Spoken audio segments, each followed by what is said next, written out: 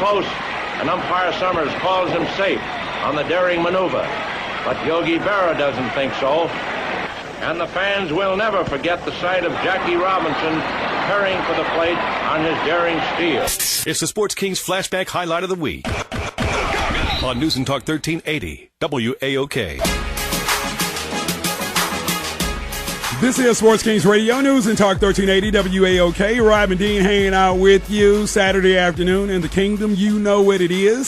404-892-2703. Of course, that was the Flashback Highlight of the Week. We've been talking about Jackie Robinson. So there's the audio. There it is, him stealing third base in the World Series. And the first one to steal home?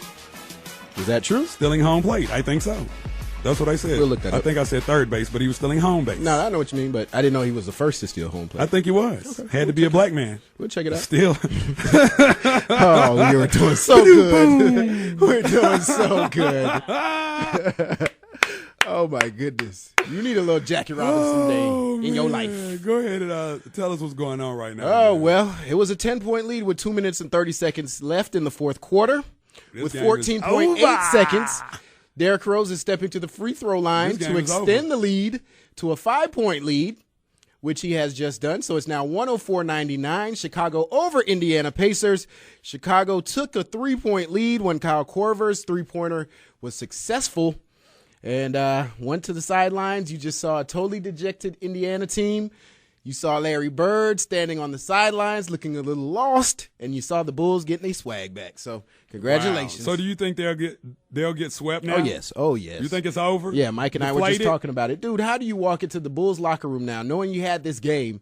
You still got to come back and play game two? Right. It's over with. And they played their best. Chicago played like crap, and they still lose. So. All right, so the 76ers and Miami Heat just tipped off game one.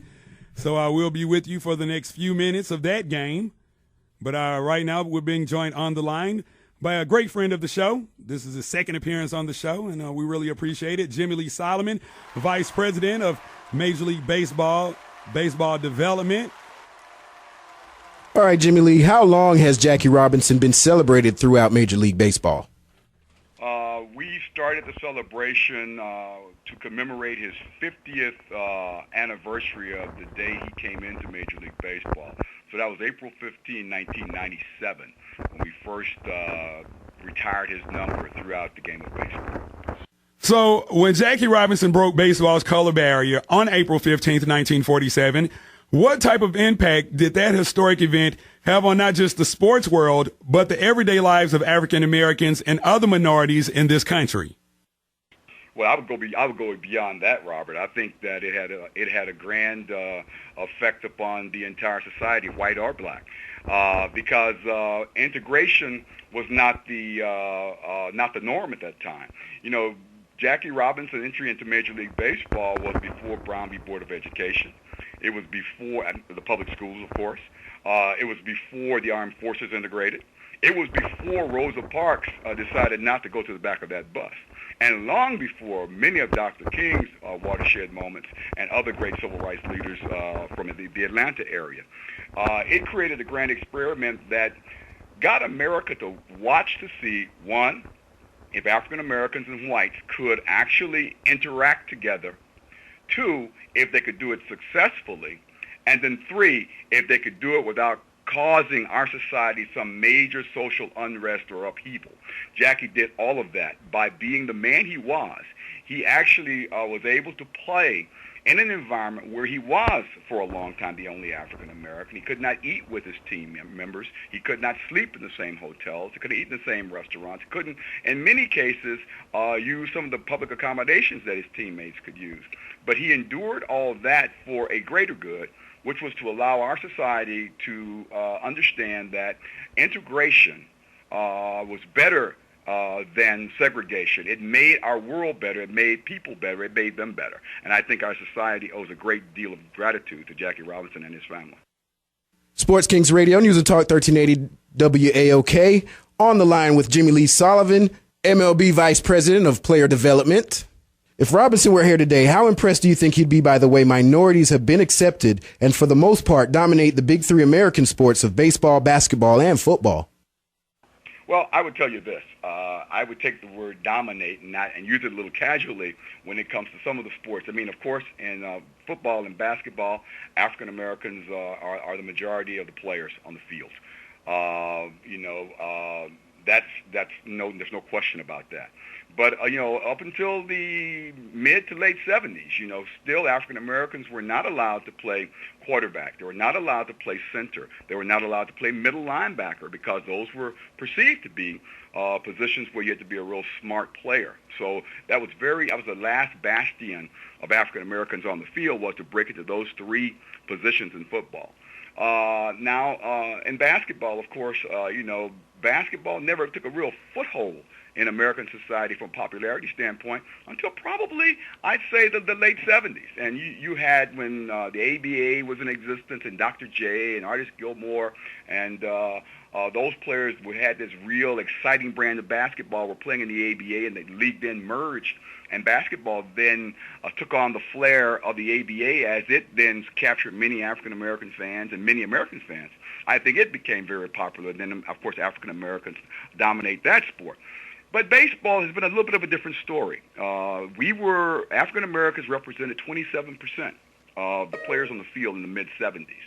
But you've got to understand, in the 50s, 60s, and 70s, the three major sports in our country were horse racing, boxing, and baseball. Now that basketball and football have come on, now the African-American athlete, for the most part, has migrated to those two sports.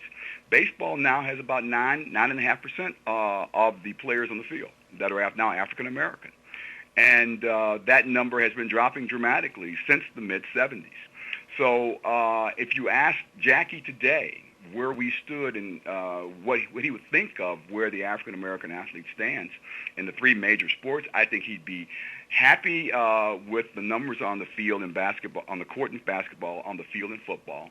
He'd be a little concerned about the drop in the number of African-American players on the field in baseball.